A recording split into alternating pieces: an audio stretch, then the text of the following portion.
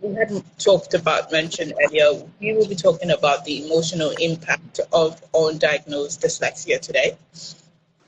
I mean, maybe sometimes even when dyslexia is diagnosed, you still have those difficulties that you have to find your way around, and it can certainly affect you emotionally as well. So if you know anyone who has dyslexia, or you know any parent who has a child who has dyslexia, any employer who has dyslexic employees, please send them this live so they can join in and see how we can all come together to support one another, especially when it comes to dealing with learning difficulties like dyslexia. And of course, our guest today is an amazing woman who has been an educational psychologist for over a decade. That's a really long time. And she would be telling us a bit more about it, because this is her terrain, more like. So thank you very much for accepting to do this with us today. Thank you for having me. It's great to be here. Hello, everyone. Very well. Just before we go on, if you have any questions, please drop them in the comment section. I will do my best to read them out loud, although I really hate that because I also have dyslexia, so I struggle with reading loud, but I will try my best. I most likely wouldn't call your hand, though. I don't want to destroy that. But yes, so we'll just go right into the conversation. And my first question would be, why is confidence such a big issue with children who struggle in school, especially for those, of course, with dyslexia? Why do they struggle a lot with believing in themselves? Why is confidence such a huge issue? Okay. Well, I'll say that one of the things we do not realize is that when a child is struggling, we are frustrated, we're anxious, but so is the child. In fact, more than anyone else. And the child is as surprised as you are. A lot of times we say, oh, why you been lazy? Or why you been unserious? That child is also surprised. Why am I not getting it? Why is everybody else getting it? And the more the child is trying to figure out these things without getting any, way forward, the more the child is confused. Now, the more we lash out at this child, call names or do all sorts, then the more I feel there's something wrong with me. I'm not the average person. Maybe I'm a dumbhead. Maybe I'm not smart. Maybe this, maybe that. And all of this sorts of course is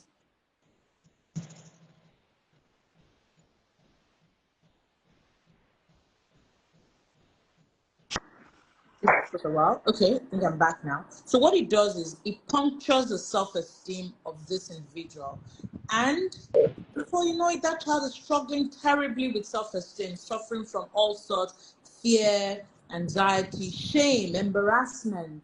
Even when they're being naughty, sometimes they're just trying to cover up. They're thoroughly embarrassed, they're anxious, they're afraid, they don't know why they're different. Why am I not getting it? Is it that my brain is empty? And some people would have said things to them anyway. Some people would have called them dumbheads, you don't know anything, you're just lazy. So all those names, they tend to internalize it, and this just worsens their confidence. That's so true. Especially when the name calling comes in. Yeah, you start questioning if you are truly what they call you, because And it doesn't. well, the name calling comes in really early. They start Yes. saying, oh, very lazy child, doesn't want to, because this is a child who will talk well and whose IQ seems very intact, but when it comes to writing or reading, then there's a challenge. So they're very sure that it's not as if you can't do it. You just choose not to be, you just choose not to do it because you want to be naughty or you want to throw a tantrum or something like that.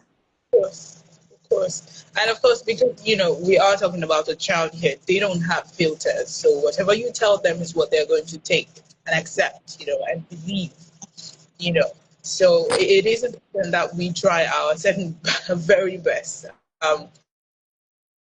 These areas, like you had mentioned, but the name calling wouldn't help. I don't think it helps at any point in time. Um, and then, of course, with all of that, their confidence is being affected, and there goes the low self-esteem as well. How does low self-esteem, then start showing up in children who have dyslexia in school, what are the signs that you can see that you start realizing that, oh no, this child is really struggling to be in who they are, what they can do, their capabilities and all of that? Mm. Okay, so just like I explained before, when the child begins to struggle in school with reading or writing or spelling, the child is as surprised as anyone else and they're wondering what exactly is happening to them. And the way a low self esteem begins to show up is the next time the child wants to try something out, the child is asking, do I really want to try? What if I don't get it just like it happened the last time? Maybe the last time the child attempted to read something out loud in class, and everybody else started laughing and saying, oh, you don't even know this simple word. So the next time the child wants to try out even something he or she can do, he's going to think twice and feel like, I'm not sure I can do it. So we begin to have some kind of fear or anxiety related to carrying out tasks. And then, of course, with time, there will be some withdrawal. Maybe the friends of the student begin to feel we don't want to be your friends. Everybody, looks at us because we're your friends. We'd rather stay away from you. So this child begins to experience loneliness, or sometimes it may not even come from the friends. It may come from him or her. Say, you know what? I just want to be by myself because when Yeah, I'm with others, I I don't don't. even feel comfortable. So it Yeah, can come as loneliness. It can come as anger. Some of the children are so upset. They can't understand why life is so unfair. Why am I the only one not getting it? I'm making all the efforts, but it's not just clicking. What is going on? So they get upset at themselves. And this anger, of course, extends to their parents, their teachers, even their friends in school. And sometimes it can come off as frustration and aggression. The aggression can be very obvious sometimes, and sometimes like a kind of passive aggression where the child is just very bitter and wants to keep away from everybody, and they're just like, "Ah, what is going on? Why am I this way? Why am I so different? Why can't I be like everybody else? Everybody else in my class is reading. Why am I not reading?" And of course, when there are additional implications like having to repeat a class and all of that, he gets even worse because then they look at their original colleagues, move on to the next class, and they are held behind because they're not reading well or because they can't spell or something like that. And this worsens the entire situation. So all of these emotions are tied around self-esteem, because what you find is when a child is constantly anxious or constantly ashamed or constantly lonely or constantly angered or frustrated or aggressive, all of this begins to eat into the self-esteem until the self-esteem is, of course, in a bad shape, and they just feel like, look, I'm a no do good, and there's no use trying out anything, even sporting activities, even activities that are totally unrelated to reading, spelling, or writing. even Especially when the support know isn't they there. can do that. Even what they're good at, yes, yes. Yeah. Thank you so much for that. Just going through that whole process of what it would look like for a child. I'm wondering, would it be the same if we were talking about an adult? Of course. There's so many adults who are dyslexic and they haven't ever got a diagnosis. They just know they've struggled through school, and they say things like, I'm not very smart, I'm not the book type. They say all sorts, but somehow it has eaten into their self esteem, and there's some things they won't just attempt. Some will just barely, finish up high school because that's the minimum standard that's acceptable. Some will go to uni because their parents require that every of their children should go to the university, but then they will struggle through it and they're out of university and like, never again. I'm just going to look for a job that is not challenging and just be low key, and I'm not going to allow anything to get into my way, and they're not going to try out big or interesting things because they're constantly afraid that they will make a mess of it. So even for adults, there's so many adults that are struggling with their self-esteem in terrible shape because of a learning disability or dyslexia in particular that never really got diagnosed, and they just keep thinking there's something wrong with them.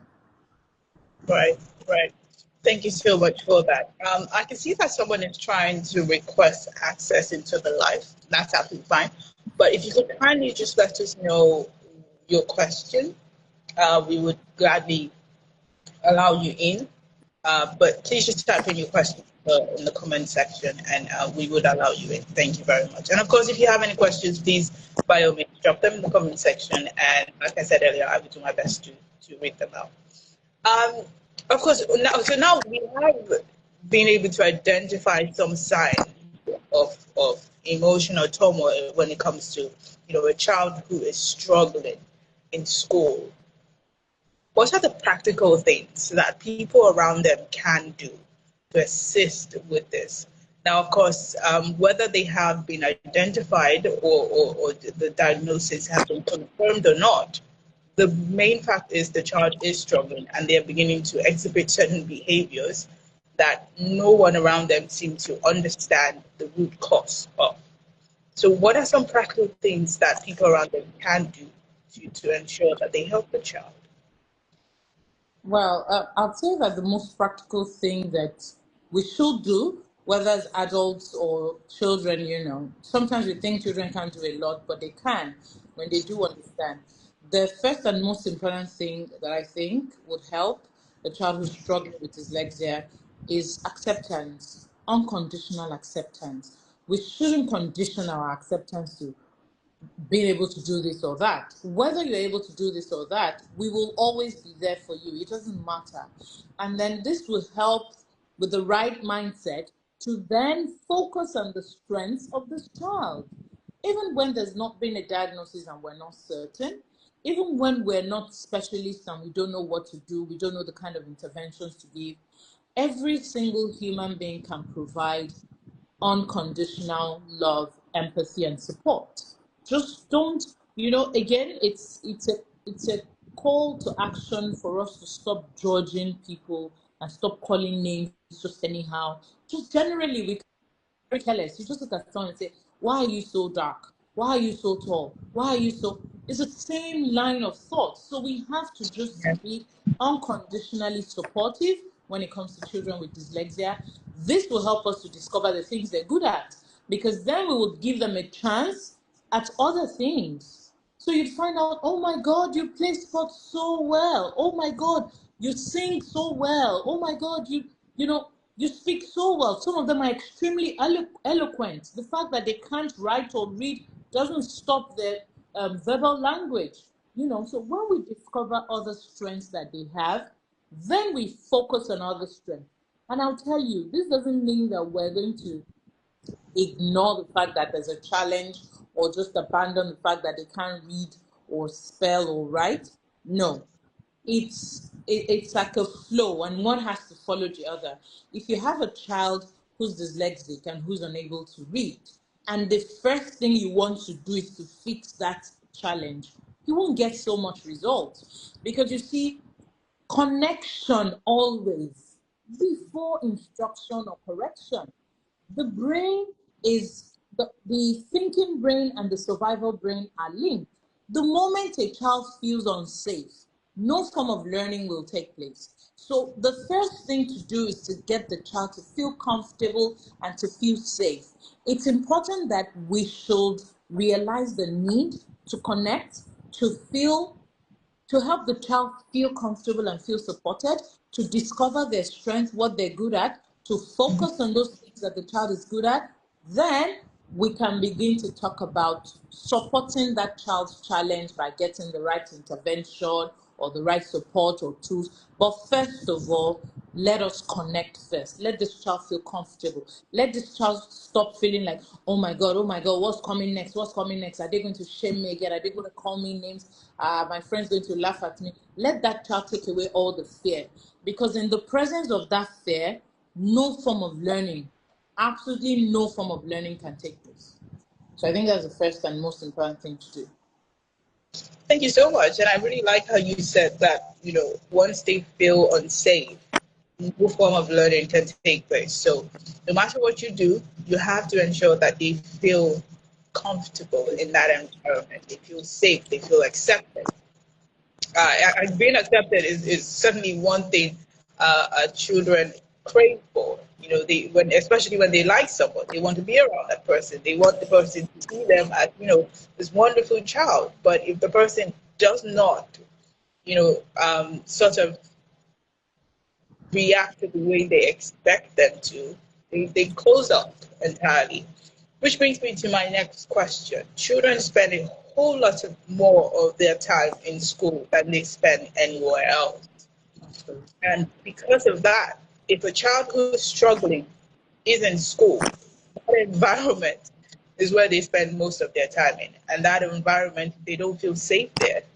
As you mentioned, no form of learning can happen there. And that is exactly what's supposed to be happening in school. How can the educators create a classroom that is, enabling to that child? How can they help them feel valued in that environment and capable, even though they're struggling? Okay, I'd say that growing up, for a lot of us, there are a lot of informal or non-formal education that took place, both at home and in school, that helped us kind of to develop certain features or character that helped us. But today, it's important that educators prioritize social emotional learning. I don't see how much progress we can make in schools if we do not prioritize social emotional learning. Because for me as an educator, if I want to make a classroom comfortable for a child with a specific learning disability like dyslexia, I need to carry along every other child in the class. And you see, especially when you're not teaching the very little ones, when you're teaching very little children, you're their major influencer, and it's like you can have a very easy start. But when you're teaching older children, maybe you're teaching the elementary or even high school, a lot of the children have seen and heard things. And if you're not careful, they're going to be messing up the work that you're trying to build. So you're trying to help this child with confidence. You can see classmates saying, "Oh, ma'am, he doesn't know it. He doesn't know anything. He's just a dumb head. Oh, she's just this." So, if social emotional learning is given priority across all our schools, we can begin to breed children who are emotionally intelligent, who realize that we are different in different ways, but we're all uniquely special in our own way, and there's no need to make fun of anybody else or to call names or make anybody else feel less of a human. When that is on ground, it then helps the educator to do what they have to do. Because one of the things that the educator may need to do is to give extra time to that child and give other certain classroom accommodations. In extreme cases, if it's severe, the child may need a facilitator in class one on one. Sometimes, if it's not so severe, the child may need some peer assistance. That peer assistance is going to be coming from a student who understands and who doesn't feel ashamed to be assigned the task. So it's not just a job for the educator, it's for the entire school community, and it starts from social emotional learning. Of course, this doesn't exclude parents, because then again, we have parents who say, "Oh, I don't want my child to get involved with any child that is not smart enough," or "I don't even want my child." There's been cases where parents will come in to complain that they want a certain child withdrawn from the school because the child has a kind of learning disability. Maybe not very common with dyslexia, but with more obvious learning challenges like autism, cerebral Right. palsy, the rest of them, that you can actually see a child and see visibly that there's something different. Parents will call in and say, "If you don't take this child away, I'm taking my child away," and others will take their child too, going to the extent of even threatening educators about this. So it's important that educators should seek support from students, from parents, and any other stakeholder in the school system. Because, like you said, the main aim of being in the school is to learn. And when it's not safe and learning is not taking place, then what exactly are we doing? So we need safe schools, and safe schools require collaboration from all the parties involved. Thank you so much. I couldn't have possibly said that any better. The whole essence of having to be in school is certainly then defeated if the child is not present at any point in time. I remember when I was in primary school, or more like in secondary school, to see my uniform on Sunday gave me a lot of anxiety. Oh my Um, God. in retrospect, I mean, I certainly didn't know what that feeling was, but I felt if I was so happy the moment I sighted that uniform, my entire demeanor just goes down because I know I'm going back to the space that are not completely accepted by the teachers and by the students. So I completely agree that there needs to be some connection, some co-working ability with both the teachers, the parents, and the students as well. So thank you so much for saying that. Um, we briefly talked about name calling and using words to children, but I just want us to elaborate a bit more on that. How important is it, um, what we say to children? How important is it for it to ensure that we are building confidence and not breaking it? Okay, so when we say things to not just children, to anybody, the truth is that these words sink in. The way Mm, we consume food through the mouth to help our physical growth, and to stay strong and healthy, the same way words go into us and they feed our mind. Words are actually like food is to the body for the mind. So whatever it is we say is actually internalized and is made use of. And because you see different people with different levels of self-esteem and confidence, it is directly proportional to the experiences they've been through in life and the things that people have said to them. So when right. you say negative things to a child, it sticks. The child believes it. Not just to a child, to anyone actually. I mean, it's just that we have different levels of toughness and assertiveness built over the years. So I can decide to shut down on what you're saying because I feel it's unhealthy for me. If I've been aware enough. If I've not been aware enough, I may just sink it in and continue to consume it, even though it's toxic to my emotional health. For children, they don't have the emotional filters that we have as adults. So it's worse because they are more vulnerable. So when you call names, the child internalizes it so much that the child believes it strongly. I've heard a story before where a teacher was sharing with me that she got into a school, she was a copper, and she really enjoyed teaching the children.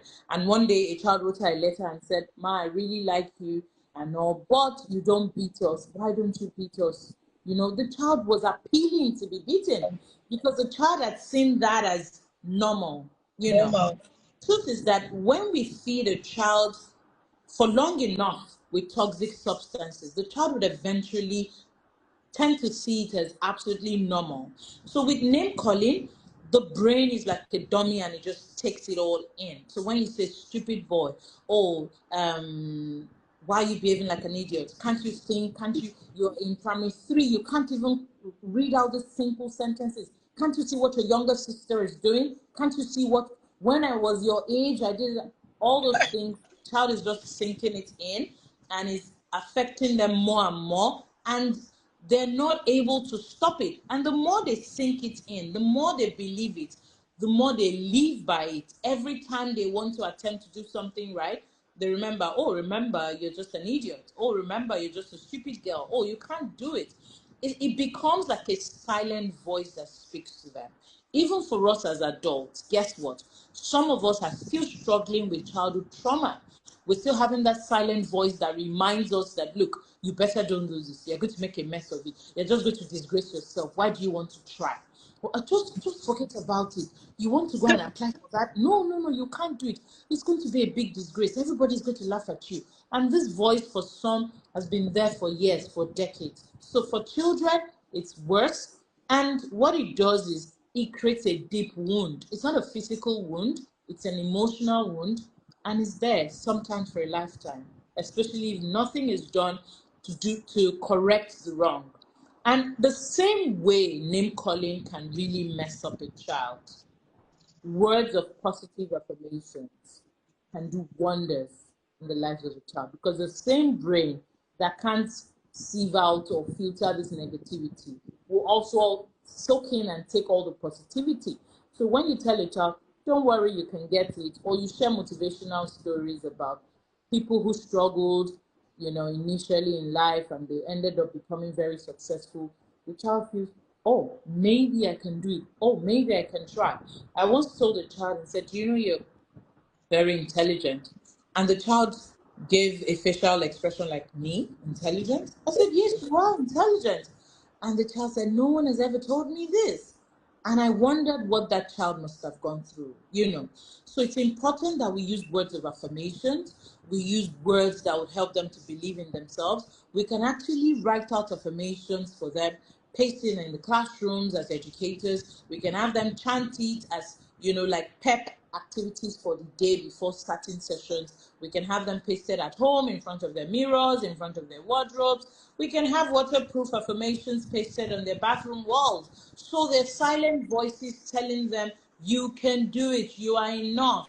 Yes. And this would, because even though dyslexia does not have a cure, it can be well managed.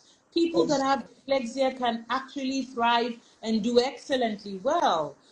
So affirmations and name calling will both affect the individual depending on how they're being used. So when we say positive things, the child gets a lot of positive energy. When we say negative things, of course, the child gets deflated and goes away with a lot of negative energy, and they become bitter or withdrawn themselves. Thank you so much. I mean, as you were talking about the child who didn't think that they were intelligent, who had never been told that before, it is so true, because sometimes we tend to believe that children do not have a mind of their own. They do not know how to interpret emotions, or they don't understand certain things, or because you think they're young, they might not be able to get what you're talking about. But they understand. Just because they're not able to communicate it to you the way that you would understand that they would, doesn't mean that they don't. And if there's one thing that I know for a fact changed my way of learning growing up, but there was a particular teacher, just like in your case, who ensured that I saw myself differently growing up. And if there's one thing I know that she did that helped me a lot, was to ensure that the classroom, there were certain students who she would look at and then say, I need you to, whenever this person comes in, I need you to say, oh, you look great today. Oh, nice shoes. Oh, nice backpack. Oh, that question you answered yesterday, I really like the way you answered it. Can you help me do this? Even if they know that the child might struggle, but just giving them that confidence to know that, I'm part of this class. I can do as much as the person that comes first every single time. That resonated a whole lot with me growing up, and I completely agree with how affirmations can help a child see themselves differently, and of course even as adults as well. We battle a lot as well, and affirmations certainly come in handy a lot of times, especially from people we care about. And I think that's why it affects a lot of children, because sometimes those name callings, they come from parents, they come from teachers they look up to, they come from siblings, they come from their friends. So it can really eat deep than expected. So thank you so much for answering that. I mean, you have worked with children across different countries, which is so great to see that it's not just a Nigerian thing. But what are some universal practice that parents, teachers, employers, and I'm not just talking about with children now, but also with adults, some universal practice that we can do to help build confidence in both children and adults, of course, struggling with who they are and what they can do. Okay, I'd say number one and most important is judge less. Judge less. You never know the full picture of what people are going through. Just be kind and judge people less. When you judge less, you realize that, oh my God, if only I'd known. And then you have fewer regrets, because a lot of times when we're quick to judge, we're quick to just assume that this person is just being unserious or being lazy or this or that. We later get the details and then we feel bad about it. So judge less, be kind, and also get informed. Get informed. A lot of people are educated, but they're not informed about learning disabilities. So even in the workplace, one of the things that I've learned to do over the years as an employer myself is to ask myself for every single staff I have, what is this person good at? Can I switch? You know, can I change his department? Can I change her role? Is there something she can do well that I can focus on? Right. Because we all judge a fish by its ability to climb a tree, as they say. We're going to call that fish a dumbhead for the rest of its life. But if we just put it into water and see how beautifully and swiftly it can swim, it changes everything, you know. So I think people need to judge less and get more informed so they don't make mistakes that they didn't need to have made in the first place. So that whether children or adults, we can learn to just be nice to everyone. Does this mean that we're going to accept standards that are low and that might, negatively affect our workspaces or our schools? Absolutely not. What it means is that we're going to not judge and help everybody to feel safe enough to connect. And when this happens, it helps us, it gives us an opportunity for through SWOT analysis, we can begin to find out what the true strengths and weaknesses of individuals are. And it helps Yeah. us to identify more opportunities, really. And what this eventually does is we can then begin to provide the right kind of support for people. Because at the end of the day, there's no useless human being. There's nobody that cannot, do something. There's some things that you won't get anybody else to do it, but somebody who has a specific learning disability will come and do it fantastically well. So at the end of the day, everybody will be happy and we can maintain those standards that we want. But when we want one individual to be able to do this and this and this and this well, then we might struggle. So I'd say that let's judge less, let's be kind, let's say kind things. Don't let's generalize. We shouldn't ever have to get to calling names. And I know that happens also in the workplace. And we should learn to create safe spaces for people. When people feel safe, a lot of amazing things begin to happen. Thank you so much for that. That is just amazing. George, let's be kind, and say nice things. It doesn't even cost anything, at all to say something nice to someone. And if they were having a bad day, just that the one comment you dropped would completely change their mood, And even just seeing how their facial expression switches to a happy one, it makes you feel like, oh, I've done something good today. Exactly. It's a really great energy all of a sudden that just comes into the room and stays there because there are two kind people there, and that's just exactly what we need. I can see that someone is trying to, if you have any questions, like I mentioned earlier, please put them in the comment section.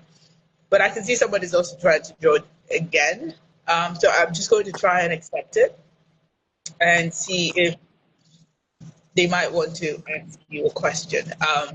But we are rapidly coming to the close of the session. I mean, it just looks like we started talking 2 seconds ago, so I don't even know how it's been more than 30 minutes now. But I do have some, just two more questions before we go. So please, if you have any questions, drop them in the comment section. So my next question is, what advice would you give to parents who feel helpless watching their child self-esteem drop? What advice would you most likely give to them to help them understand that this happens and it might not entirely be anyone's fault, but it happens, and these are the ways that you should go ahead to help your child with, Okay. of course, without also putting some pressure on the child. Sorry about that. For parents who are a bit overwhelmed with what to do to help their children with low self-esteem as a result of dyslexia or related learning disabilities, I'd say the first thing is breathe. Breathe and don't be afraid to start over. Don't be afraid to start again. Don't be afraid to start afresh because you may have done some things wrong because you didn't know any better. Your child may also not have gotten some things right, but that's okay. Now that you know and you're about to start, just start afresh and don't feel any sense of shame. The second thing is realize that your child is a work in progress and there's no need for you to be in a rush. No pressure needed for that child or for you. Don't allow the society to dictate your standards. Don't go on social media and watch children ages 2, 3 reading so fluently and like my child is 5. Can't even read. Oh my God, what is this? You know? And I would say that the parents should also look inward, closely observe what they might struggle with, because there are some parents, who may struggle with denial, for example, or some who may have other forms of inertia. They're worried stiff, but they're not taking the necessary actions. Please get up and take the necessary actions. Get an assessment done. That's why there's Dyslexia Nigeria and other, such organizations. Get an assessment done. Get an intervention plan. Collaborate with the school. You can't do it alone. The child spends the most of their time in school. So get an assessment done and get an intervention plan that works, like an individualized educational plan or whatever it is, and check, for frequent updates. And whatever happens at home, make sure that the home is a safe space, so that even when something goes wrong in school, your child would have the confidence to actually walk up to you and say, "Mommy or Daddy, I need to tell you about something. I need to tell you about this," you know.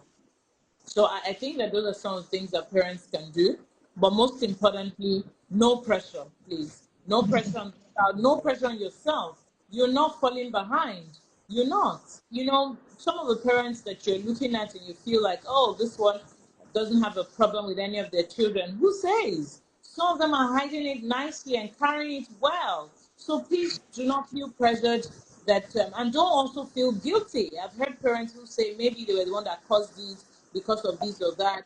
No, dyslexia is not a condition that um, your lack of whatever it is caused. So it's important not to feel any sense of guilt, but instead take action and without pressure, be consistent with the required support for that child. Thank you so much for that. Thank you. And I do hope that that helps any parent listening. And this video will be posted on both our platforms after the live session ends. So you can very well, if you're just joining and you feel like you've missed a lot, not to worry. You can go back and watch it. You can share with as many people as possible. It's important that we ensure that children feel safe when it comes to learning. I mean, it seems like we're ringing too much or saying it over and over again, but if the child doesn't feel safe, they would not learn anything. And your entire effort is literally being thrown in thin air. So it's important that you see those signs of them exhibiting certain behaviors and ensure that they feel safe wherever they are when it comes to how they perceive you, how they perceive their environment, and whatever information you're trying to pass across to them. Extremely important. If nothing is being done, this child grows up to be an adult that still has those same fears and anxiety and depression and all sorts of things just build up over time. And then you have an adult who's not functioning. Which brings me to my next question. As adults, there's a certain point in time where you can't throw the blame at anyone else. No matter where you're coming from, no matter what has happened to you in the past, you do have to take on the mantle and go with it. What is one powerful thing you can tell an adult who's struggling with the way they see themselves due to their inability to process information as fast as other people or might have dyslexia? Okay. It will be very similar to the advice I shared with parents. The first thing is to breathe and don't be afraid to start all over again. You might be 20, 25, even 30 or 35. You might even be 40 or 60. It's okay. Just start over again. There's always an opportunity to have a brand new ending, even if you can't go back to the beginning for a brand new beginning. Start over, identify the area where you struggle, and get help. Get help. There are professionals out there who can help. I know that there's a lot of anxiety that comes with getting help, because again, we're looking at, oh, I'm an adult. Wouldn't they laugh at me? Wouldn't they ask me what I've been looking at all these years? Why didn't I get help? It's okay. It's okay. Please go ahead and get help and do the needful, because it's never too late for you to learn to manage yourself in the areas where you struggle. It's never too late to identify your strengths and where you're really good at. It's never too late to pick up your self-esteem and begin to build it. Thankfully, self-esteem isn't like anything physical. that stops growing. No, it grows throughout life. So you can pick up your self-esteem and start building it again. And when you identify something that you're good at, what it does is it makes you feel even better. And the only way you can do that is to take action. And the action you can take is to seek help and start also helping yourself with, strategies at home or in the office that can help you to regulate better.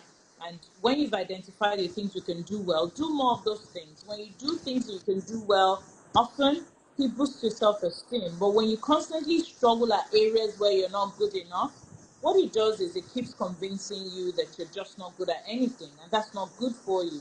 So, to adults, breathe, start over, and seek help so you can have some hand holding to make your journey easier.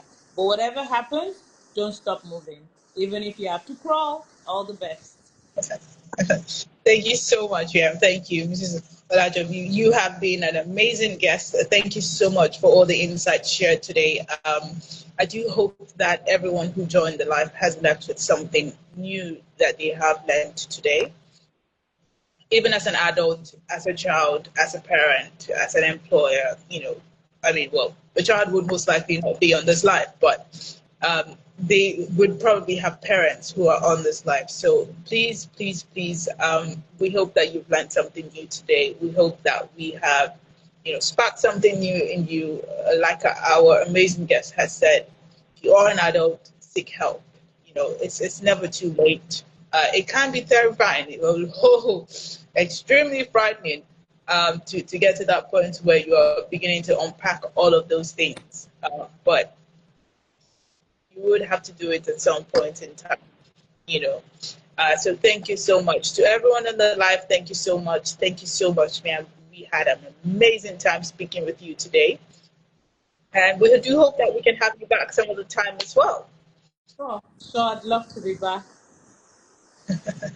Great, great, great, great. Thank you, everyone. We have said previously before, please take help. If you are wondering how you can seek help, you can send us a DM. We offer assessments at Dyslexia Nigeria. Be you a child or an adult, we can certainly help out. We can be your hand holder, for you for however long that it is required, until of course we might have to pass on the baton to somebody else who will take it on from there. It is not a easy process. I do not want you to think that we take your fears for granted. I do not want you to think that your worries are not valid. They are, but if you don't do anything, they're just going to remain there, and it's just going to build up to something else. So please, by all means, send us a message if you have any worries or any question, and we will do our very best to provide you with the very, very best options available. Right? Thank you so much, everyone. Do have an amazing afternoon. And I do hope again that you're out of the rain. I'm not sure. Is it still raining over there where you are? It is. Yes, it's very heavy now. Very heavy. Oh, wow. It's not raining where I am, but the sky doesn't look like it's about to clear anytime soon. But anyway, stay out of the rain and stay safe, everyone. Do have a good afternoon. Bye, man. Bye-bye.